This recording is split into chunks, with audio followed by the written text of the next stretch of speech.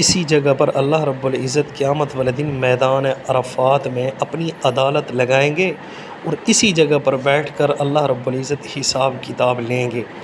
جس طرح ابھی تمام انسانوں کا لباس ایک جیسا ہے، حاجی سارے سفید کپڑوں کے اندر ملبوس ہیں، اسی طرح قیامت والے دن ساری انسانیت بغیر لباس کے آئے گی۔ تو آج جو دوسروں کی عزتوں کو آنکھیں پھاڑ پھاڑ کر دیکھتے ہیں، کل قیامت والے دن یہ کون سا منہ لے کر رب ذوالجلال کے سامنے جائیں گے؟ یہ دیکھیں اتنا بڑا میدان ہے، دنیا کے چاروں کونوں سے انسانیت آئی ہوئی ہے، لیکن مجال ہے یہاں پر کوئی مرد کسی عورت کو بری نگاہوں سے دیکھ سکے۔ تو جس طرح ابھی نہیں دیکھ سکتا، دیکھتا نہیں ہے، اسی طرح قیامت والے دن کوئی کسی کو نہیں دیکھ سکے گا۔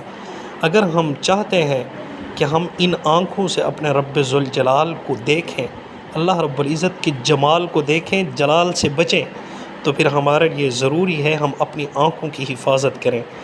جن لوگوں کی آنکھیں جن چیزوں سے اللہ نے منع کیا ہے ان کو نہیں دیکھتی، کل قیامت والے دن رب ذوالجلال ان کو اپنا دیدار کرائیں گے، حضور اکرم صلی اللہ علیہ وآلہ وسلم کا دیدار ہوگا۔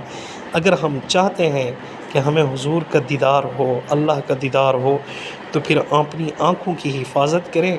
انشاءاللہ کل قیامت والے دن رب ذوالجلال اپنا بھی دیدار کرائیں گے، اپنے حبیب کا بھی دیدار